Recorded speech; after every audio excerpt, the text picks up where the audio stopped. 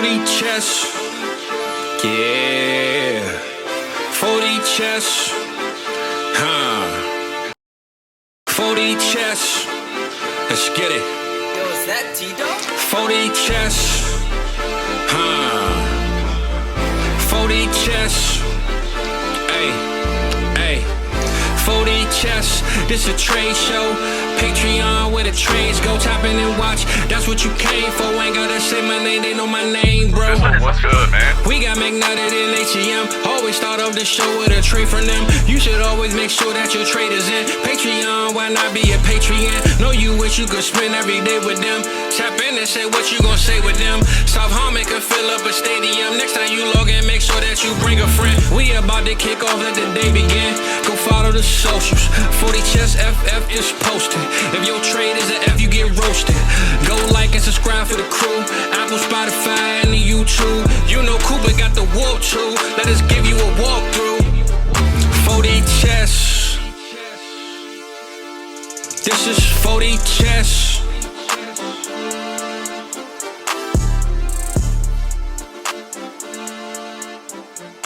What's good, everybody? Welcome back into the 40 Chess Dynasty Football Podcast. And this is a very special one.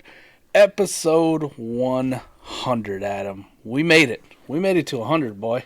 Do you ever think that was going to happen? Way back when we started that garage band Man, heck no. podcast back in the day. Heck no. I remember 100.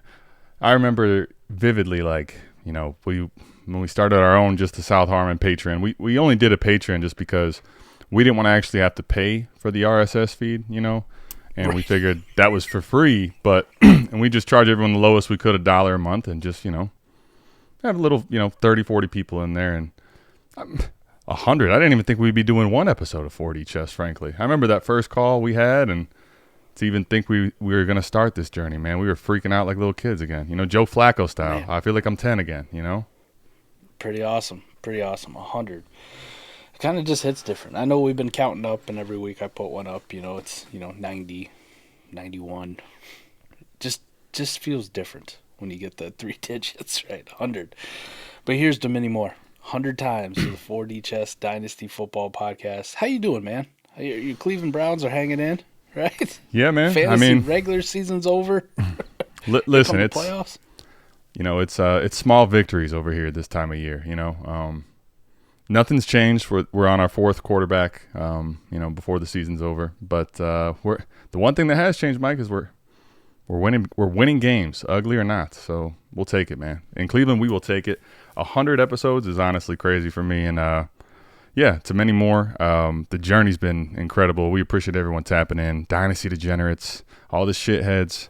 Everybody rocking with us. We still can't believe it that you've been listening to us for 100 episodes. So good on you guys. Man, hands down, my best year in fantasy football too. Doing Dynasty. Let's have the McNutted stroking. What is there a better time than on the 100th episode? So last night, as soon as the record started updating, which is about 11:30. I think I've said it on one of these shows. Central. Yeah. 12:30 my time. Yep. Right, for trade deadlines, the whole thing.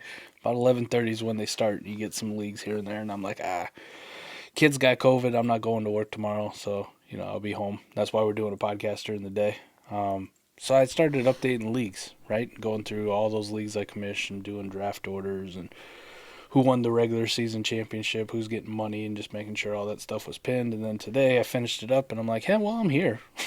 While I'm looking at it, why don't we just keep a record? I feel like this fantasy season's been pretty good, but Adam, I'm telling you, boy, it's the best I've ever had. Ever. It's setting up for a hell of a fantasy playoffs where your boy be swimming in some money here. I kind of like it. Who doesn't like swimming in some money? T-Rock says, am I the only one who feels like they're drinking at a bar at like 10:30, seeing these guys in the daylight? Listen, I went OG on it, so was out last night, my dad's birthday yesterday, so celebrating all kind of stuff. And, Mike, I had to go, old school. So the McDonald's Coke just hits a little different. It's a little, I don't know, sweet special, or something. Man. Yeah, something with it. Did you ever see that? Did you ever no. see why? I don't actually, no, I didn't see why. Coke well, I know why this one's provide. special. It's because we put a little, put a little of this in there. Yeah. Well, Coke will only provide it in steel canisters to McDonald's. Like they have a special agreement. So So it's if not you're the like standard syrup Wendy's- deals. Got it. if you're like Wendy's, it comes in a fucking bag. Yeah, you get a Plastic bag, you know it what I mean? goes in a box, and then it goes through a big carbonated. So that's what you see at Applebee's, all the places I worked at as a kid. There's a special agreement between Coke and McDonald's where they're the only ones who get it in steel canisters. That's why it tastes different, bro. Well, this Crazy, one huh? tastes different because of the steel canister and because of the Woodford Reserve. But anyway, sorry to cut you All off. right. Keep going about your money. You're gonna be rolling in, man. Everyone's You did wanting to hear good. it. So redraft leagues, I got 3 of them. 2 out of the 3 I'm in the playoffs. My home league redraft. Who would have known that Fucking Mike was a terrible. redraft guy? Nah. Only 3 of them. One of them 66%, One of them's the South Harmon executive. which I League, did. right? I let us down pretty big time. You know, Well, Mike, yeah, you never gotta carry fucking us. paid attention to it all year. No, I did. I paid attention to it just fine. I was like, listen, this team sucks. It's over. I feel like Cam Akers tore his fucking Achilles like 15 weeks ago. He's Let's still see. on your roster. Oh yeah, for sure. Now at this point, like it's a redraft that we're rebuilding in, but that's not how that fucking works. You know. But yeah, 2 out of the 3. The one I do for my dad, that one's in the playoffs as a 2 seed, and then my South Harmon versus the Executives, boy, that's in the playoffs. My home league, I'm fucking horrible. I'm dead last. Yeah, Home I league did. curse strikes again. My home league redraft, I did awful in this year too. Actually, It's I nuts. do have Eric. I hate to do this to you, buddy, but I'm gonna drag Eric into this. Eric drafted my team. We were sitting there. Oh man, this is gonna be awesome. We got Burrow and Watson in rounds 1 and 2. It's a super flex league, heavy quarterback scoring. You know, quarterback running back scoring. It's a standard league, so gross. You know. And Mike, let's just say we hit every injury bug we could. I'm currently going to be starting. Well, I'm in the toilet bowl now, but be starting. A hodgepodge. It's going to be stick this week. So nice loss that one. So lineup, I got 6 leagues. Adam, 3 of them are in the playoffs. I got a 1 seed, a 6 seed, and a 3 seed. So the 6 seed I just did sneak in the lineup, but lineup, we'll see what happens in the playoffs, man. Variance is a hell of a fucking thing in 1 week elimination here in lineup leagues. Well, random shit happens, but not too bad. 50%. The other 3, I was tanking from the jump. Jump 3. Okay. Yeah, we're good. Best ball, 28 leagues. 28 best ball leagues, Adam. 20 of them are in the fucking playoffs. 20 out of 28. It was wild to me. Yeah. A couple of those were teams that you weren't expecting to compete in and turned them in, right? This year. Like, Already, all right, yep. hey, let's move some of these picks I've been sitting on, you know, burning a Yes, hole in my sir. pocket. Draft picks wise, I secured 4 101s. These are just like my actual picks, right? Not if I own somebody else's, but my own. 4 101s, 3 102s, 2 103s, 2 104s, only 1 105, and 1 106. So that's the numbers that I didn't want to have a whole lot of because that usually means bad things, right? Team that was trying to compete, and I fucked it up. I fucked it up, and now I don't have a great draft pick or a competitive roster. I mean, percentage-wise, listen, you got to have a few, learning lesson teams, you know? Yeah, a few of them. For Underdog, too, man. It's been a good Underdog year. So, but 0 for 10 in the Superflex big board. Oh, man. The one that was before the NFL draft. Yep. I drafted a lot of rookie running backs, right? 23 running back class. Here we go. A lot of Zach Evans. There's another learning experience, right? Yeah, we're done with that. But rebounded nicely. 2 out of 15 in the Poodle are moving on, and 2 out of 15 in Best Ball Mania 4 are moving into the finals. And one of those teams, Adam, 5,640, won me a cool $250 for being in the top 10,000 in Best Ball Mania 4. And then Christian Kirk, Adam, pray for me. Christian Kirk, we just need him back at some point this year. I need 14 fucking receiving yards from Christian Kirk to hit a $100 5-leg prop bet that I put on Underdog at the beginning of the year. What are the odds of him returning some point this season? Well, we're heading into week 15. They didn't throw him on IR, so looks like we're doing okay, right? Oh, he didn't get put on IR? Oh, I didn't see that part. I don't believe he got put on IR. Okay. All I need is a miracle. Right. Just one game. Just come back week 18. Come on, baby. One catch, 15 yards. 14 Listen, you can come in and re-injure it if you have to, but just get that 15 yards. So maybe there's a scenario where I get him for one game at the end of the year. That's all I need, though. But, those over bets, I was betting receivage yardage overs for Amon-Ra, DJ Moore, CD Lamb, Christian Kirk, and I don't remember who the other one was, but I had 5 of them.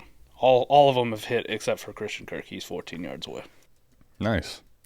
So, sounds like you're couldn't be having much better of a year, overall. Not too bad.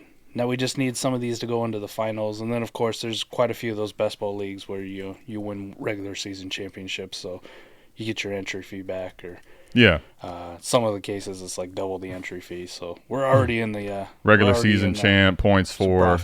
You see some of those. We have a lot of those different variances in the leagues that you're commissioning, right? You have points for champ, regular season champ. A few other sprinkles you have in some of those leagues, right? Well, Zach does say Christian Kirk is on IR. Must have missed that one. Yeah, okay. I was going to say if he missed IR, that would be pretty awesome. So, yeah. All right, well, hey, you got all those teams in the playoffs, right? Right. Well, he can be back, he missed last week, so 4 games. He can be back week 17, 18. He could be back week 18. Yes, he 14, could. 15, 16, 17. Could be. Sing it one more time. All I need is a miracle. You're telling me there's a chance. Yep. I didn't go through the lineup. I didn't go through all the big specifics that Mike did today, but I am in 12 playoffs, Mike. I'm right at 30 leagues, so I'm in 12 playoffs. I have 3 buys, and Mike, I have the worst part though is that I have 4 teams that were the 7 seed, and that is how you that's how you not thread the needle, I know this Adam because I was doing all the leagues that updated, and I was like, I'm typing way too much of Adam's fucking name at the 6th fucking rookie pick. I had 4 7 seeds, which honestly, Mike, that right there is like the worst for anybody. Like that's the quintessential what we tell you not to do, right? Oh, it's terrible. But right? Not what you want to. Listen, man, I'll take it. It's 4 leagues that I got to do better in next year. I think that, let's see, 2 of them are lineup leagues, actually, Mike. So in my lineup leagues, I'm in 3 lineup leagues, 2 of which I am in the playoffs, 1 of which I'm out. The one league, Mike, so that I missed, crazy. Check this out. So I made a trade with T-Rock about 4 weeks ago, and I was looking to bow out. So this is a team I had 3 quarterbacks that I thought really good of, and here, let me just give you the quick synopsis. Is Dimes dead, Watson dead, Dak's been awesome, but he can't carry a team. He actually, well, stay with the story. You think he can't carry a team. So you're saying, all right, let me pivot out. T-Rock has Mahomes and Hurts. Like, all right, this is a perfect trade. Like, here, T-Rock, you go give this league hell, right? So he buys Swift and, a couple other players. I get a first from him. Fast forward to this week here. He got every bad luck draw that you could. Like, he's playing almost all the most points for. So we're sitting in the scenario where he's the 8 seed, I'm the 7 seed. I'm playing the 6 seed. But Mike, this is the thing. I've gutted this team to the point where, like, I'm starting Charbonnet, I'm starting, Gabe Davis. Like, but Mike, I have Dax just going bananas in this league. I have just some people that are carrying it. But the more and more I look at it, I'm like, I really do not want to now leverage some of the capital that I've garnished, right? I've garnered all this capital. I don't want to leverage this in to probably get bounced in the playoffs. So looked at a couple deals with T-Rock, and I'm like, listen, I appreciate it, but I'm probably going to pass. So it's the game last night. The guy I'm playing as Derrick Henry. I have DeAndre Hopkins. On the goal line there at the last drive, I'm down 2, and I'm like, oh my gosh. If I end up winning this game, T-Rock, we might need to make if I end up going to the playoffs, like, we might need to make a last-second deal. So we get it all drawn up, and Derrick Henry runs it in to send me home, just to make it all not anything and make it go to the 7 seed again. So that was my I guess we call it a blue balls, Like, I didn't really want to go in the playoffs, and I almost got in, and then I didn't. So that was my blue balls experience. But overall, still pretty happy. A lot of those teams I had were intentionally rebuilding, but I had 4 to 6 teams that definitely were not what I was looking for this year. I'm really looking forward to this South Harmon versus the Executives, though, right? One, we got to represent for South Harmon, all right? Yes, you do. I want I want Cody and Maddie to be the ones, eating the one chip challenge or whatever sure. spicy death concoction we come up with. And 2, like, I'm kind of selfish amongst all the South Harmon guys. Like, I hope I win because I want to put that belt right back here, man. That championship belt. Absolutely. 16 motherfucking teams entered and only 1 left, and that was me. Yep. We got when everybody gave me shit for drafting injured running backs, suspended running backs, and 3 quarterbacks in a single quarterback league. Guess who got it? This guy. This guy right here. Still rocking Quentin Johnson. Still second place in our South Harmon side. Doesn't matter, man. Doesn't matter. Just wait. He's taking off. Easton Stick's going to lock him in the playoffs, man. Wouldn't that be something? But anyway, well, actually, Mike, do you have any more gloating you want to do for the? No. It's just been a really good year, and I think it's good. It's kind of, it all speaks to some of these processes. When we do the show at the end of the year, and we're always talking about our biggest failures, learning from those and moving on, and kind of leads us into today's episode or today's topic, talking about trading and trading strategy, because most of us play Dynasty. Now, these redraft leagues, no trades. I don't think I've made any trades in a redraft league all year. So this is just bring what you. I made drafted, one, right? but they're so one-offs. It's like the team that you're playing that you're trading with needs a specific skill player. A wide receiver, running back swap that whatever is not on waivers. It's so few and far between. There's not as much strategy in it, frankly. There's no reason for someone to take anything that's not contending. Everybody wants the same thing. Everything in Dynasty, your success, whether that's success getting the draft picks that you need to help you rebuild, whether that's building a contender. If I'm going 20 for 28 in best ball leagues making the playoffs, you best believe trades were a giant part of that, right? If not the biggest part. So I probably got lucky and hit some pieces, right? Or did my due diligence and drafted the right rookies or drafted the right players in a startup. Alvin Kamara was a massive boon because you're getting him in the 9th, 10th round. Like, those things happen. There's some luck involved, right? Your quarterbacks don't go down. You get injured. You don't got to fight everybody else. But, Adam, I'm telling you, a majority of it, what you can control, trades and the art of the deal. So, yeah, definitely. 100th episode. I was actually gonna. It wouldn't be 4D chess without talking about trading, would it? No, gosh, no. I think one of our best we've had some good ones, I think. So I don't want to.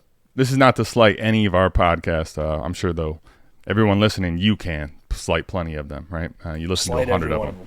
But I think one of our better ones was the art of the deal and trading. So this felt like the right time to go back through. I think from the reality, Mike, you think back, okay, the first 4D chess podcast we did. The 22 class, right? We're talking about Sam Howell and all these guys. And we think about, at that point, Mike and I had no idea what each other looked like, right? All I knew was he had the Sam Howell avatar for about, a year. That's all I knew him as, is Sam Howell in a Carolina jersey, talking into a blank screen, Yeah. And fast forwarding now to, you just talked about all those teams you got in. I hit some bad luck this year, but I still actually feel pretty good about my teams, and I feel great about the process we're building. So I think now more than ever is a good time to discuss, too, how the process has evolved, how it's different for you and I over 100 episodes, Yeah, big thing.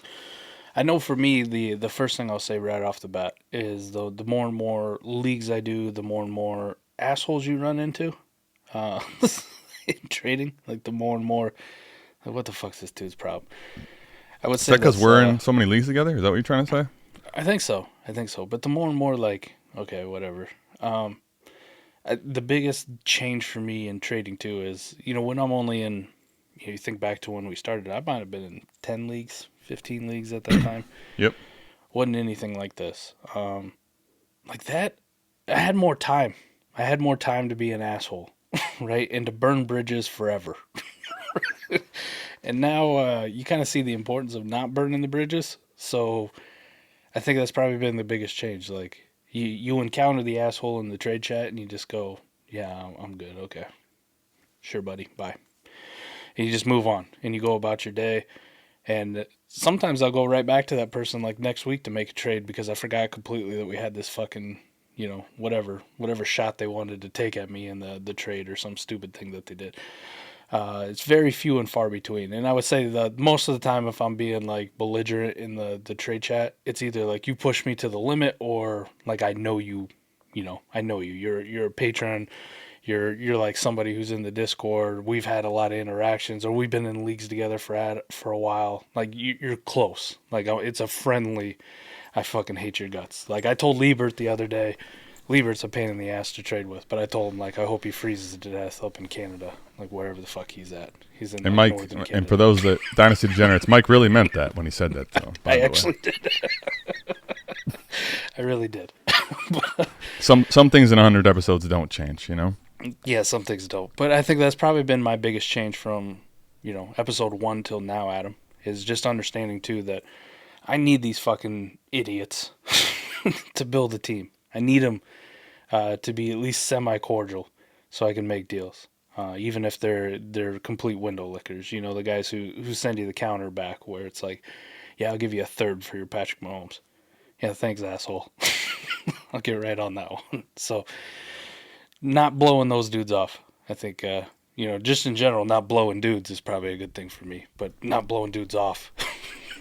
So I'm that at there too. Well, I'm glad to hear that 100 episodes in, you stopped doing that, because that was something we were gonna have to talk about, buddy. It just wasn't. Hey, it wasn't. Do what you gotta do, man. It was off air, but anyway. Yeah, I think, Mike, you talked about basically, dealing with the peasants, or not just making them,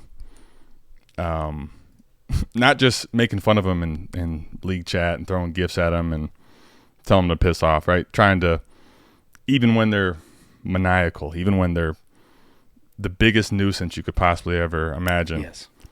You don't know when you may need them. Maybe it's not today. Maybe today, when you have your explicit fun at their expense, it's all good. But maybe you go into the 3-week window before the playoffs, Mike. You're trying to get that 5th or 6th seed, right? In best ball, your roster constructed probably pretty good, right? You've had some things go against you. You're trying to get in the playoffs. You're like, damn it, I need that maniacal bastard now. I need him, and I haven't burned the bridge. So I think it's a good one. For me, Mike, I think so much has changed in not just the game itself. Like, think about when we started doing this, how much the dynasty game has changed. For example, we were big proponents. I can tell you all the wrong things we did. I can tell you the wrong things we do right now. But we were big proponents of the running back when we first started this podcast, right?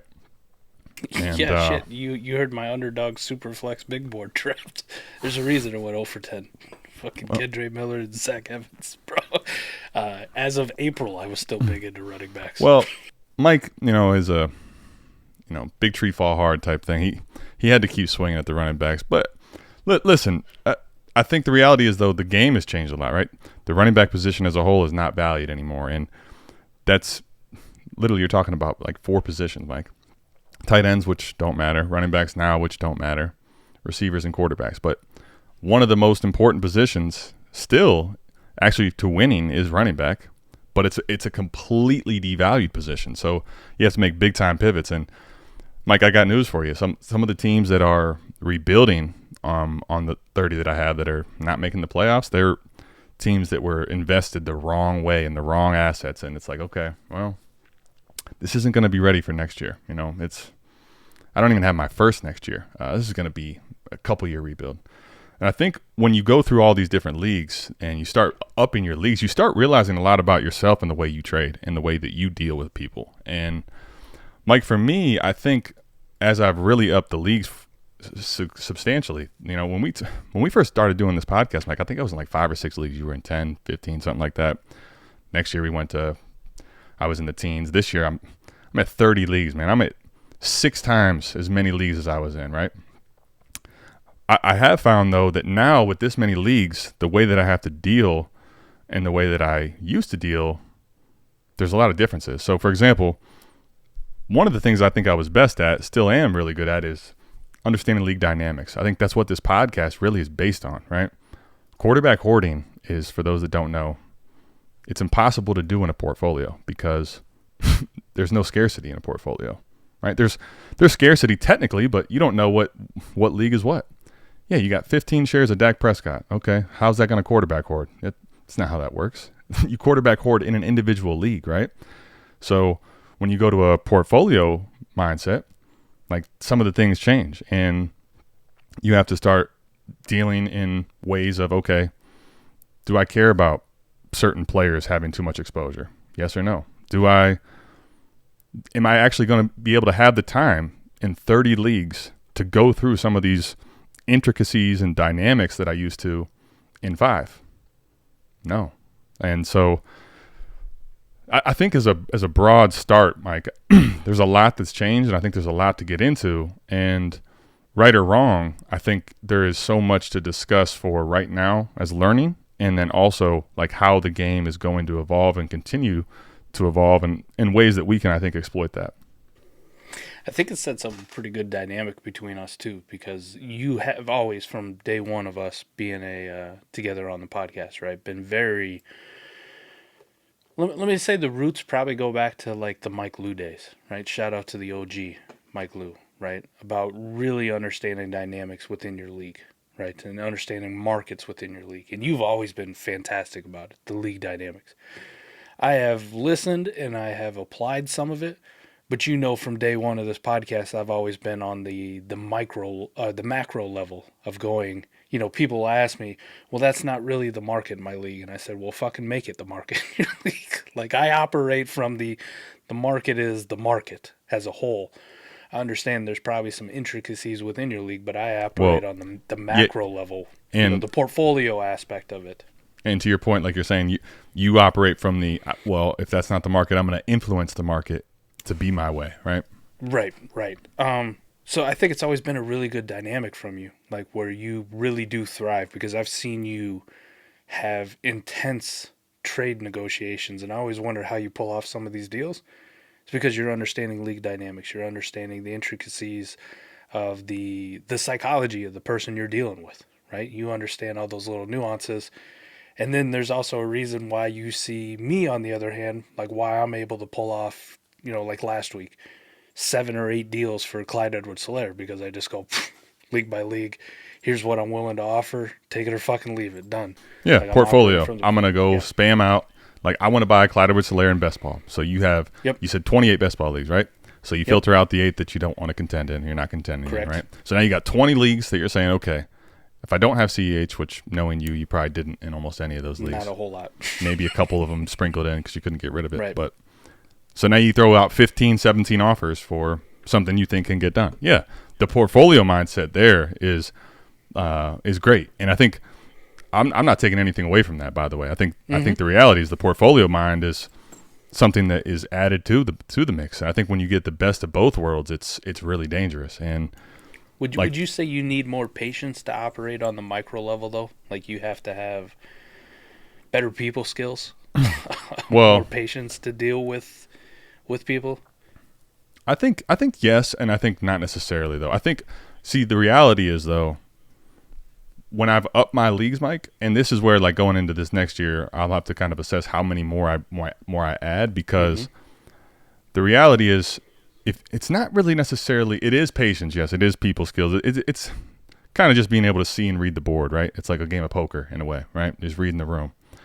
But the reality is, Mike, if you were able to, let's say, play a game of poker and it's just you reading everyone on that table, it's one game, right? You're reading these people. But if you were to say, okay, simultaneously, like if you're on your computer now, you're playing poker. Let's say you had the dynamic, you could actually see into the room just fine, but you got 5 other monitors up, right? You're saying, okay, I can see all this thing.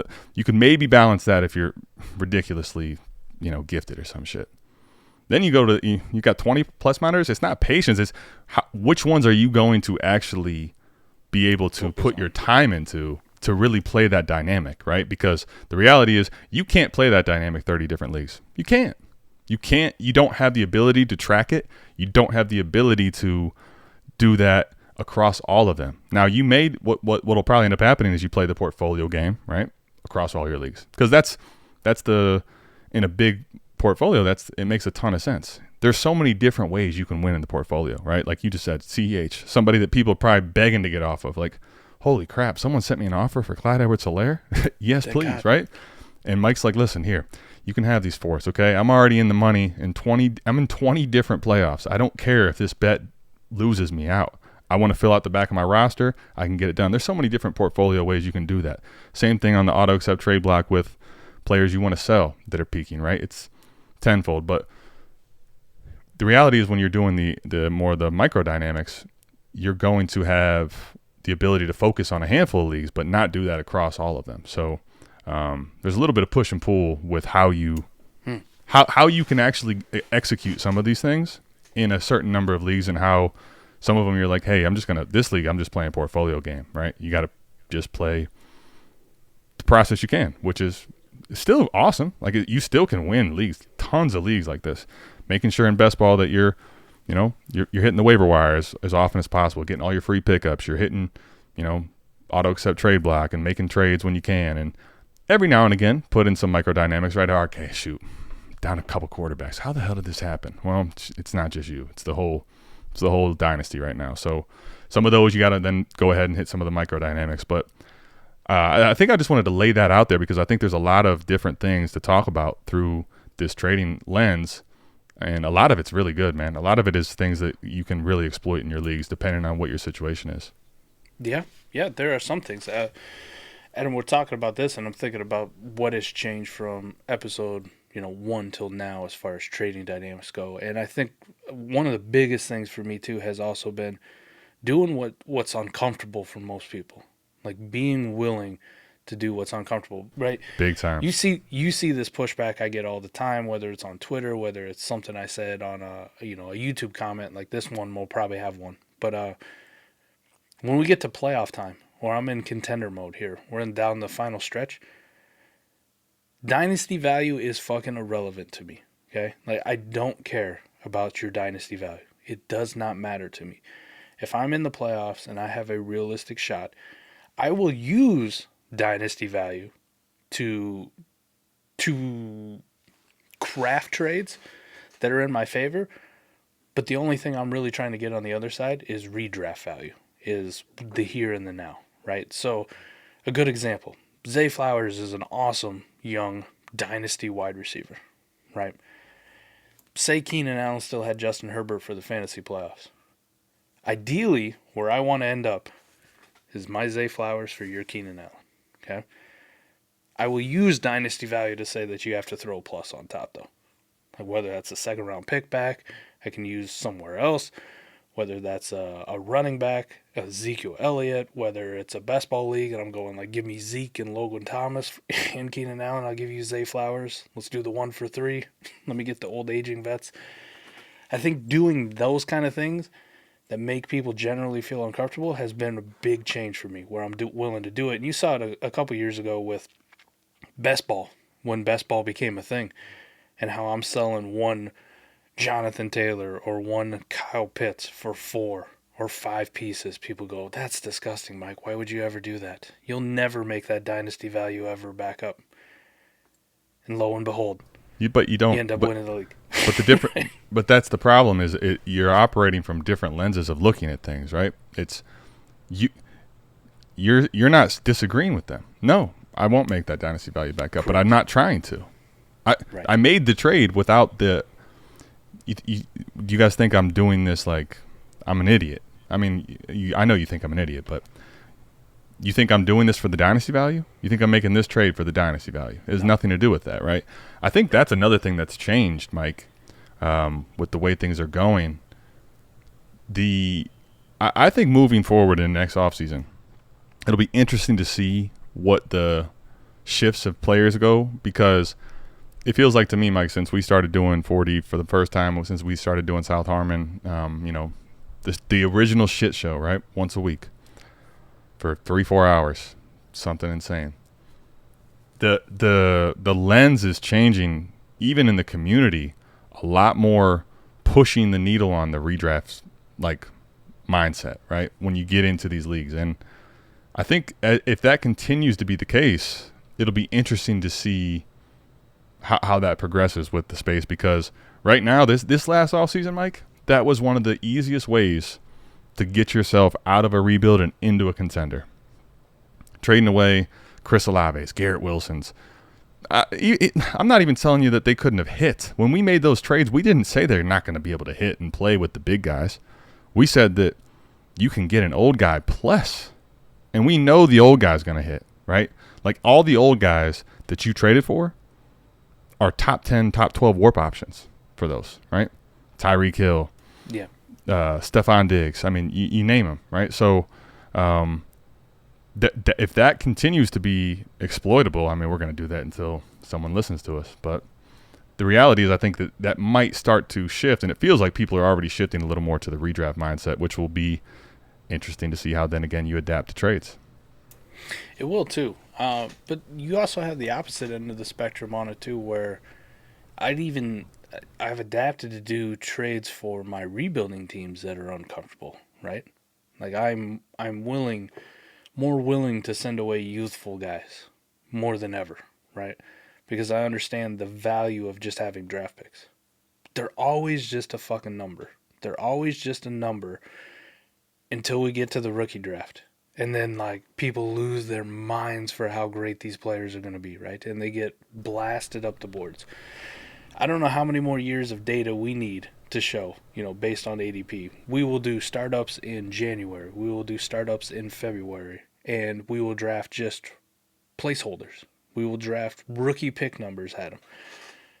You draft the 105 in February, where that goes relatively in a startup compared to where that 105 is going to go come, June. Holy Santa Claus shit. It just skyrockets up these boards like it does.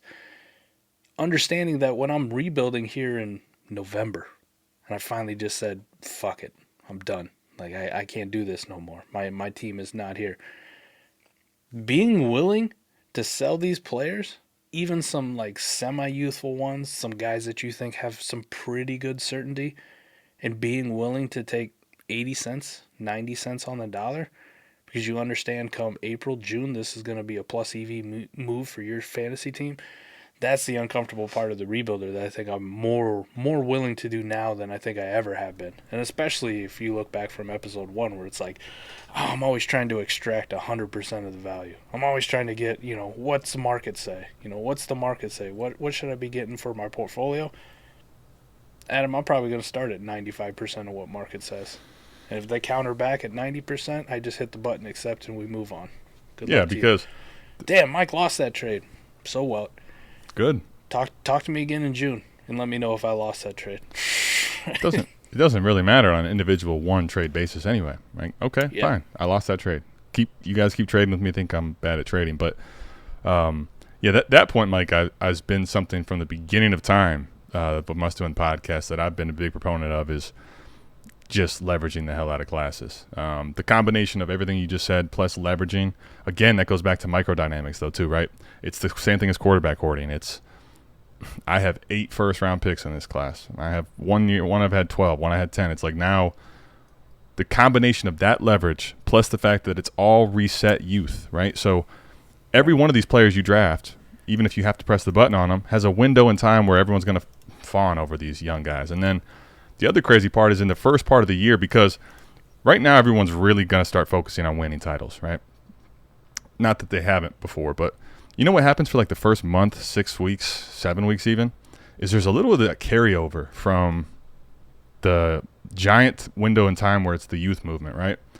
And the reason I say that and highlight that is because you'll have, a pop game from Zay Flowers. You have any one of these guys that has a really good week or 2 in a row or 3 in a row, I'm flipping for a profit right now. On a contender or a rebuilder, right? Because I don't know what Zay Flowers' rest of his career holds. I like him, but you're going to give me, a first and a second? Okay, well, love you, Zay Flowers, but it's time to go, right? And those type of process moves, again, that one there is a portfolio move. That's not a league dynamic specific one, right? That's just hey, Zay Flowers has hit a point now that across all my leagues, if I get an offer like this, I'm just going to take it, especially in best ball where I can now roll those for 2 different pieces of liquidity, right? It's those type of moves over and over. They're that combined with the youth movement and just having picks versus players. The interesting thing too, buddy, like you touched on this, and this is about trading, but it goes to both, right? You hit on the point about rookie picks and having, a majority of the class.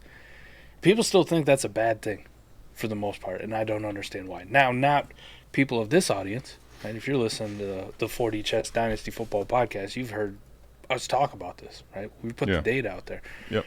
But just to reiterate it, Adam, I've seen you have an entire class, 1 through 12, the whole fucking thing. And people go, "Oh, that's terrible. You've messed up if you made every pick." Has he? Like, think about this one. We do these drafts pre-NFL draft too, Adam. Like, oh yeah. So the risk is even higher. Even higher. And we've had multiple big misses. But we've also had multiple giant hits. Think about this one, Adam. The one I can think of. Anthony Richardson. Bijan Robinson. Hit. C.J. Stroud. Hit. Bryce Young. Probably a miss.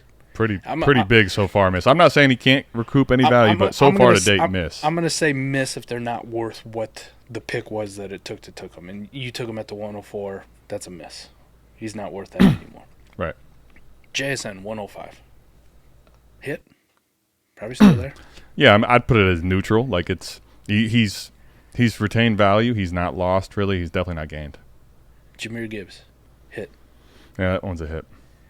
Will Levis. Miss. Yeah, at that price, he's a miss for sure. Kendre. Miss. Big miss. Charbonnet. Miss. Pretty big miss. Zay Flowers. Big hit. That's a win for, what was that, like 110 there? Yep. Josh Downs. Miss. Jalen Hyatt. Miss. So, just so you know, there's misses, right? Bryce Young.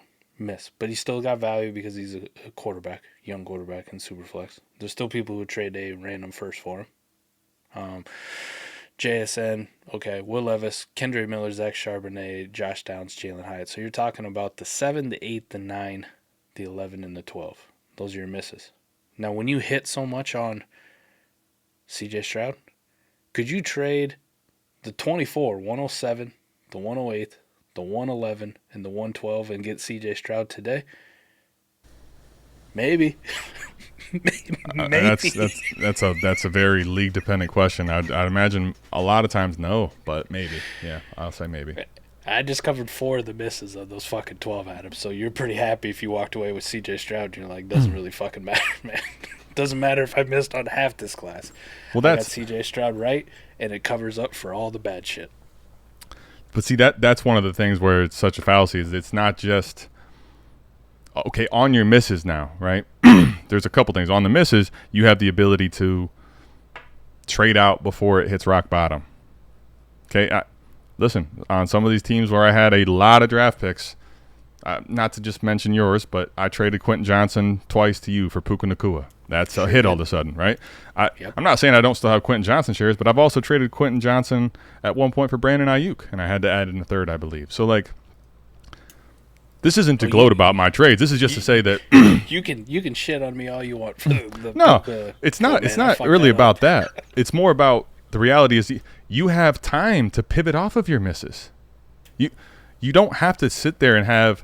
Like, people want to look back and say, okay, look at the class. If you drafted the whole class, this is what you had. Yes, if you sit here 2 years, 3 years from now when some of these players are cemented in value and you've had 1, 2, 3 years to pivot off of them, yeah, if you held those players for all that time, you're gonna take some pretty big L's. You're also going to take some pretty big dubs. But you don't have to take the full loss, right? It's like a stock. If you have... let's say you bought in for $1 and now it's down to 45 cents. It's 35 cents. You can still sell out for 35 cents and help get yourself back to that full dollar in other change compartments so that you get back to the draft where you can hit another hit again, right? Well, that QJ Puka one's a very good one to talk about on this show, right? Like, we're in 2 opposite ends of the spectrum here when we made that trade, right? QJ's doing this. Puka's doing this. And this is where we met, right? Mm-hmm. QJ was at, 85 cents? Yeah. Puka was on his ascent at 85 cents. And Puka was from equitable. He was from 2 pennies to 85 cents, right? So it's like, okay, if you really going to trade out of this guy who just dipped a little bit for a guy that's at the moon already, we're saying, 100%. 100%. That's the art of the trade, right? Adam, does that deal get done unless we're on Eric's show, America's Game, talking shit to each other, and we know each other, and we know we're dead serious when we say wouldn't. It didn't have to be America's Game, but if it was one of these where, since we were on a podcast and we had a disagreement, it was Mike, especially if you listen 100 episodes in, he's right or wrong, he's going to put his money where his mouth is. By the way, this is a guy, this is both a knock and some love. This is a guy that traded away Brock Purdy shares like they were going out of style for second-round picks all offseason. Third-rounders, too. Third-rounders in the very start. That's still in the playoffs in 20 of 28 leagues. So this is a guy who traded Puka Nacua for Quinn Johnston. On a contender. On the number one team. I remember one of them was the number one team in the league at the time. Still is the number one team. Yep. Well, there you go. So that'll get us into episode 101, roster construction. The importance of best ball. Big time. Because you can fuck this up royally and still be a good team. You too can trade Puka Nacua away for Quinn Johnston and still manage to be the number one seed. Yeah, and I think quickly, I wanted to touch on. I'm curious, Mike, if you have any. I just want to touch on a few things, if you have any, before we get out of here on episode 100, like actual specifics or things, whether it's in the macro or the micro game, that you have been able to implement, like actual strategies or things that you've been able to take advantage of or find opportunities to do, like in the last several months or this season specifically, that was different or stayed the same relative to your process, like either way. But I just wanted to kind of get.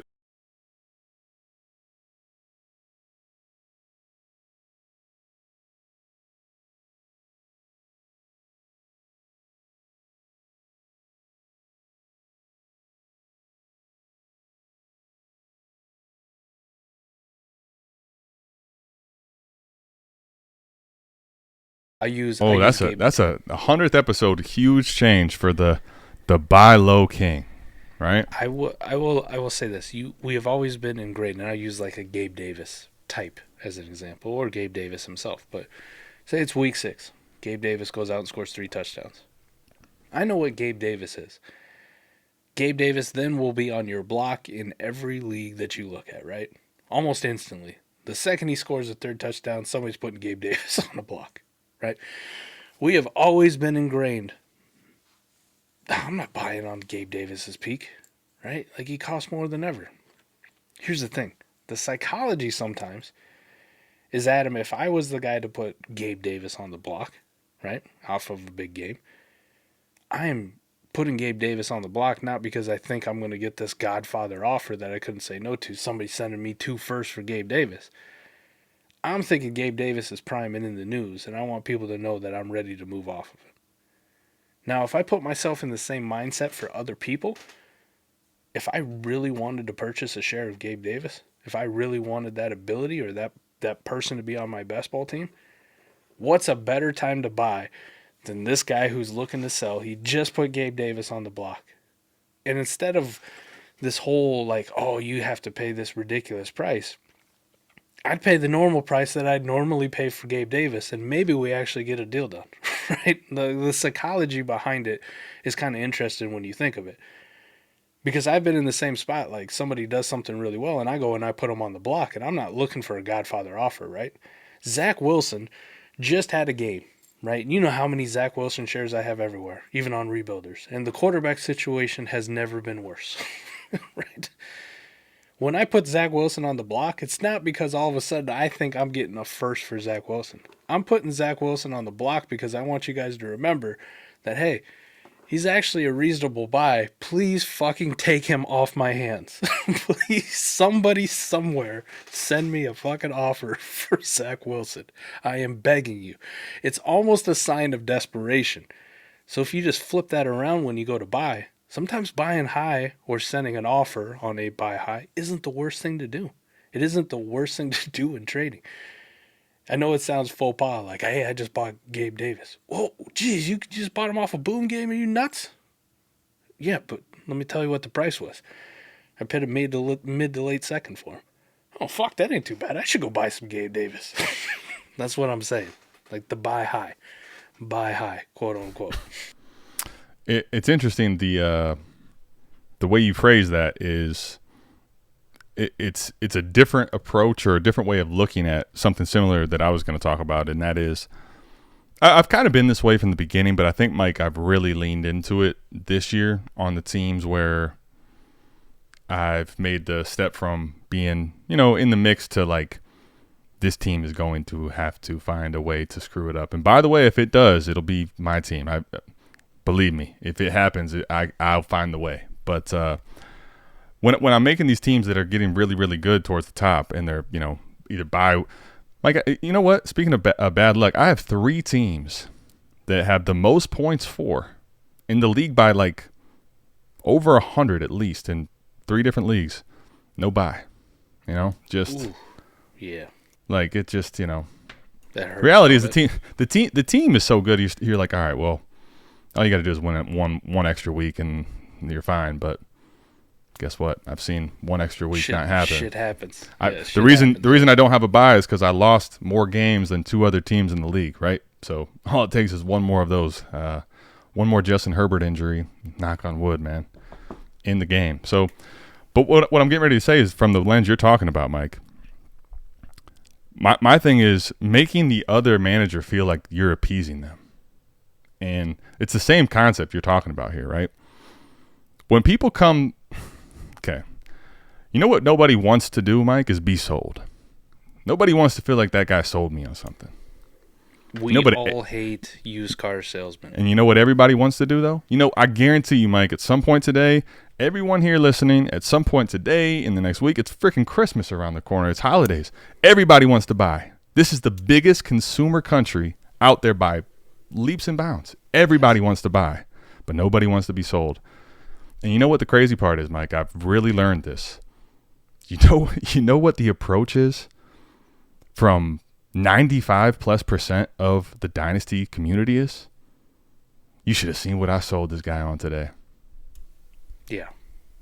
You know why they say that? Because all they do in all these offers every single day is I'm trying to get somebody to take this bag of shit. I'm trying to sell somebody on this little conundrum here. This is what you need to do. Take this, right?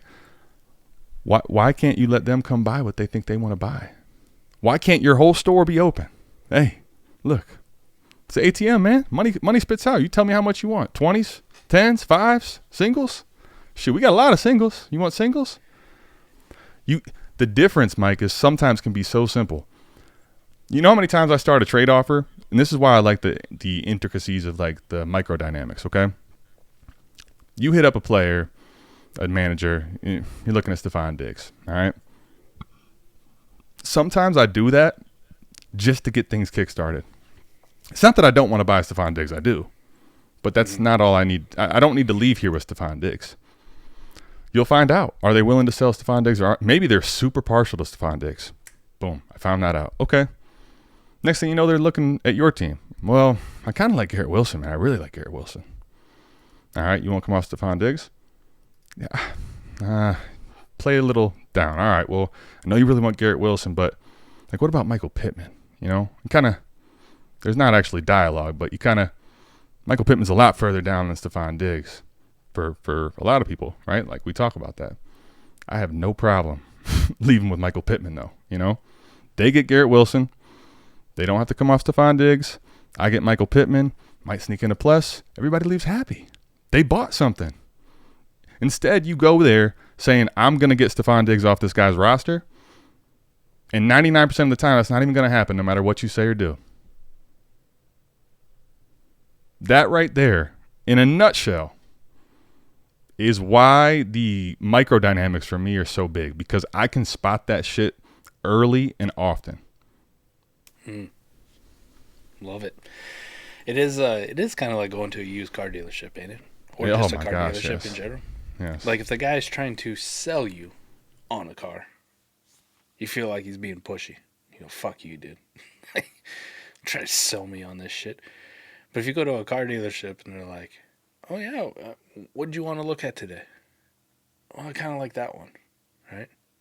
If he doesn't try to sell you on it, yeah, here you go. Take a look. Take it for a spin. That fucker would be out of your price range, right? You go to a car dealership, they got a Ferrari sitting on there, and you're like, I like check out that Ferrari. Oh, no, that ain't for you. Well, fuck you, asshole. I don't want to buy anything here anyways. The car dealer goes, yeah, go ahead. Take it for a spin. See what you think. Come back. All right, man, I really want this. How much it costs? What? This is the price? But you get that like, oh, I ain't leaving here without it. Like, I got to do it. You know what I mean? The psychology behind it. I'm with you. Stop fucking selling people on deals. The worst thing I fucking hate is when you tell me why I should do a deal. Especially, the minute you tell me why I should do a deal, I stop listening to you and I just move the fuck on. Oh, I love listening to I love listening to those. I've packed my bags. I'm ready to go out the door, but I always like to hear the story. I love to hear the reasons, you know. But Mike, I'll tell you the other thing too about this point is why it's so important. I think is so you're talking about that, right? And I think there's another aspect of this too, and it's there's a short. I saw a short today, right? And what that means is I was scrolling for those that, you know, have to put that through their head. You were pooping. I was effing around somewhere, some way, scrolling, right? And the short was basically about, you know, is a broke dude, absolutely broke. They got the bank account statements, right? Like $3, $5, looking at a, you know, 24 karat gold chain with everything, and he's asking the guy, oh yeah, I really like this. How much is this? 15 grand? Okay, I might be able to do that. And, you know, you watching the short, you're like, this guy's capping like a motherfucker. He can't buy this thing. He's got nothing there, right? And I think the reality, though, sometimes, Mike, is I've seen it from people that I go to deals with, too. And there's like I'm going to go ahead and use this. It's like if you go to the strip club, okay? And you sit there and you talk to a girl for a bunch of time, right? A dancer. She's going to get mad at you if you don't get a dance with her and you spent 20 minutes of her time, right? Like, no, I'm on the clock. What are we doing here, right? The thing is, a lot of people, when they go to negotiations and it gets to a certain point in negotiation, they don't want to walk away. They want to get a deal done. And then when people eventually won't fold because they're both trying to sell each other, they kind of get mad. Like, why do I do this, man? I'm spending all this time. People are crazy. Expectations are way too high going in. Do you know, Mike, I'm in 30 leagues. Do you know how many negotiations I've had that don't end up in a deal? 1 billion. The large majority.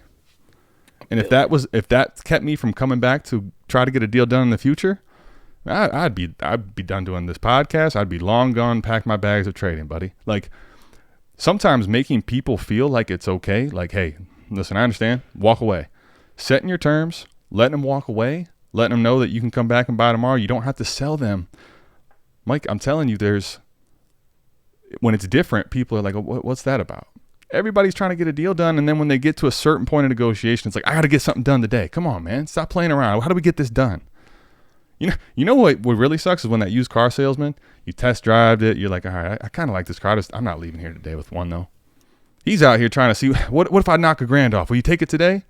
You're making me want to not come back here ever again, right? Like, sometimes you got to let people do stuff on their time, too. And that's one of the hardest parts about this in 30 leagues is their time might be when I'm asleep or doing a podcast. So you miss little windows, but not selling people and making sure that they don't feel like that deal has to get done today, making them feel like it's open store anytime, building the rapport over and over again.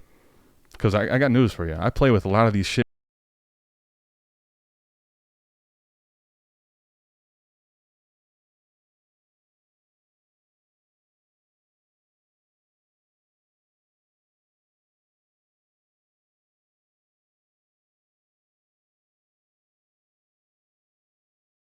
Right, very, very good, very, very smooth.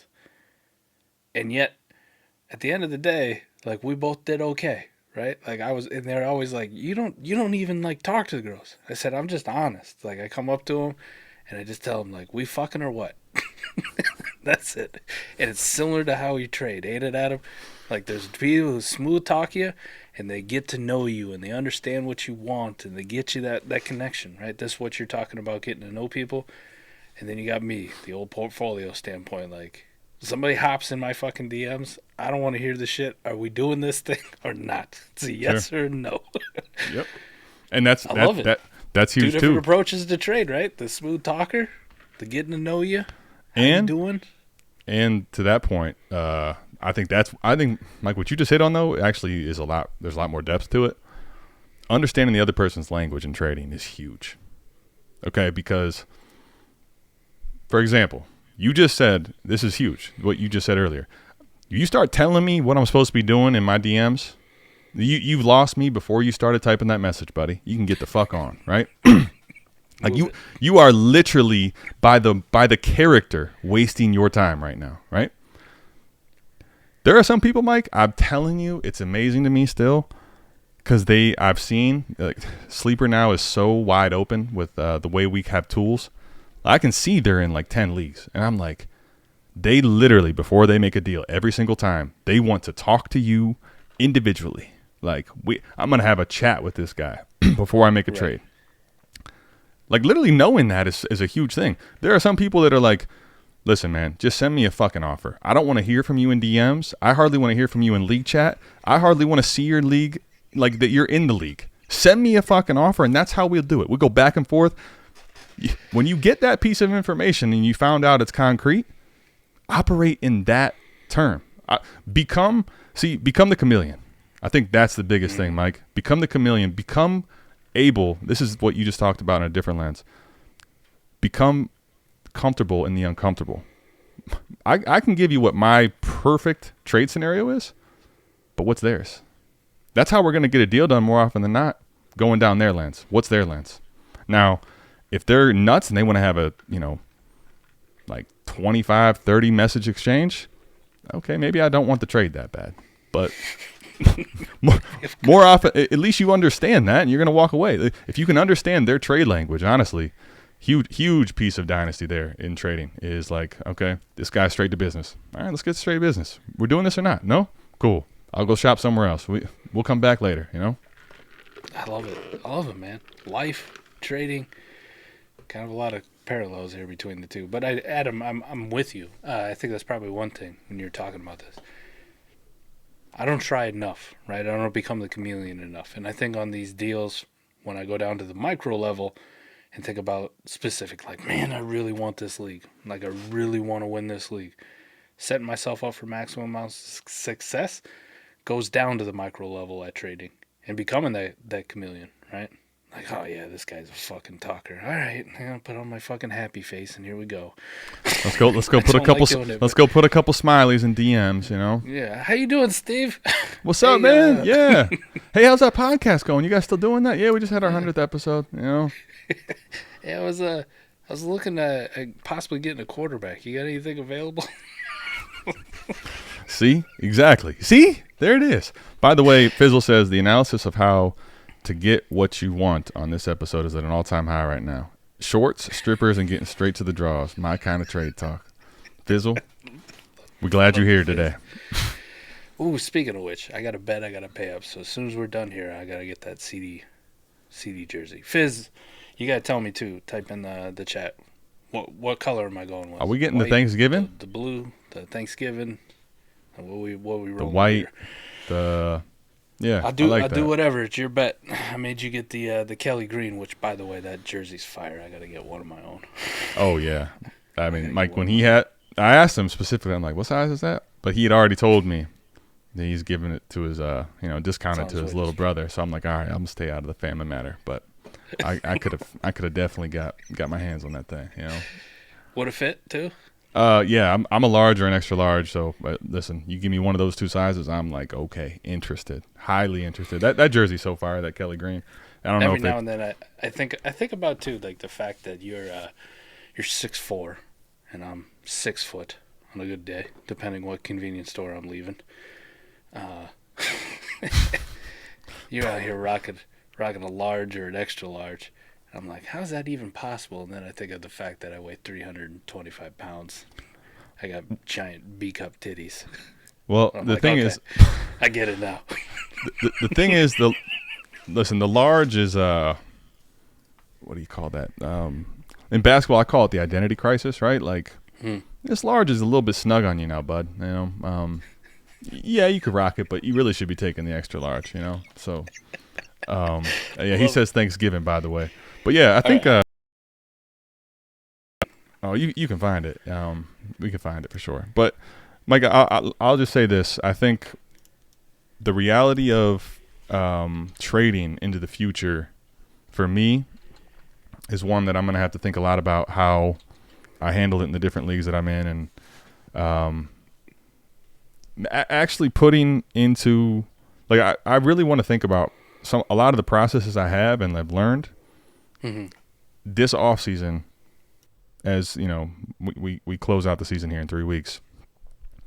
Taking some of that time to really focus on how do I better improve and make the process more efficient, like across my leagues, right? So how do I take all this information and make it more replicatable and in a quicker like time span? And I think if you think about that in a nutshell, that's the whole game, not just trading. Like, look at Warp. What's Warp? Warp is trying to tell you how to avoid and lock on to certain positions, certain players, certain ways to help win your league, right? Getting more efficient with that. We have tools like crazy, and I think there's ways to kind of streamline, make a highway for trading too. I think that's going to be something that if we can find a way to kind of do what I'm thinking about in my head, get in.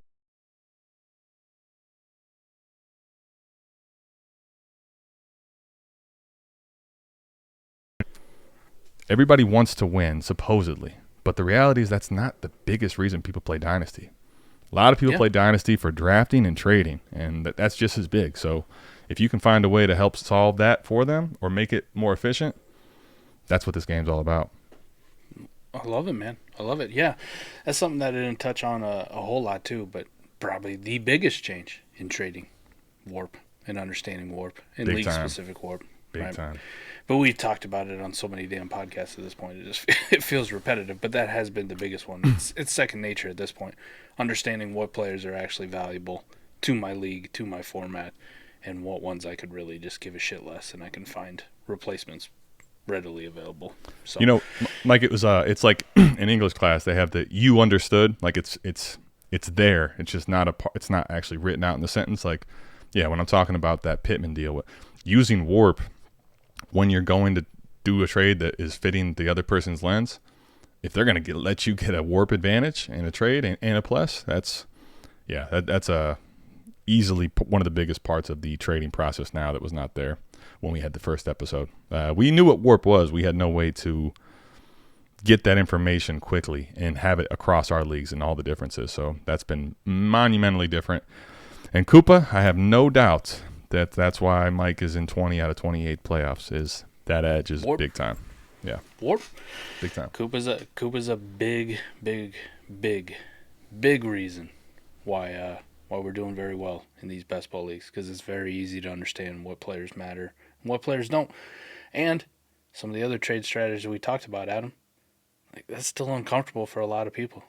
Like, man, there's no way I'd trade this. I go, Warp tells me this is a smash. And it's a smash with the piece that I'm getting back that's the shittiest of them all. Right? Like, it's the least amount of Dynasty value. It's telling me that's already a better Warp option than the thing I'm sending away. So everything else I get is just a bonus.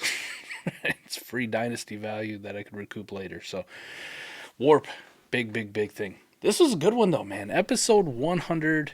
Here's to everybody, especially if you're tuning in for the first time. Thank you. But if you've been here since day one, rocking with us since episode 1, holy Santa Claus shit. Thank you. You guys are the reason that we're even here, right? The support week in, week out. And if you haven't already, you haven't given that support, the best and the easiest way to give the support, if you're listening to it on podcast, rate and review. Let us know what you think about it. Give us that 3 stars, that 4 stars, that 5 stars, 1 star. Let us know what it is. Rate and review. And if you're watching it on YouTube, like, subscribe, turn on the notification bell if you want to know every time we put out a new video, which is, feels like all the time. No, it is. It's every day. Daily. It's sometimes multiple times a day now. Yeah, Dynasty Degenerates. I've called you that for not quite 100 episodes. I think I got in maybe episode 2 or 3, started going with it. But you've heard that a lot, and we seriously, man, cannot emphasize enough how much we appreciate everybody rocking with us. I hope that this episode, all the ones, including our losers, mainly our big giant whiffs, have both brought you entertainment, kept you, feeling younger, feeling lighthearted, but also really helped you benefit in your dynasty leagues, because that's really what's happening for us. I feel younger doing this podcast. Whole lives are changing for us, and hopefully for you too. So we appreciate you tapping in for episode 100. And just remember, when your league mates are playing chess, play 40 chess. And we're going to mute the way out for episode 100, just like we have to do something. We had to mess something up, man. Had to mess something up. It wouldn't be the podcast. Wouldn't be the 40 Chess podcast without at least one fuck up. All right, it's mandated at this Absolutely, point. buddy. We'll see everybody back here same time, same place next week for episode 101 of the 40 Chess Dynasty Football Podcast, where I'm sure to fuck up more than one time. We love y'all. We're out of this thing. Peace. Peace.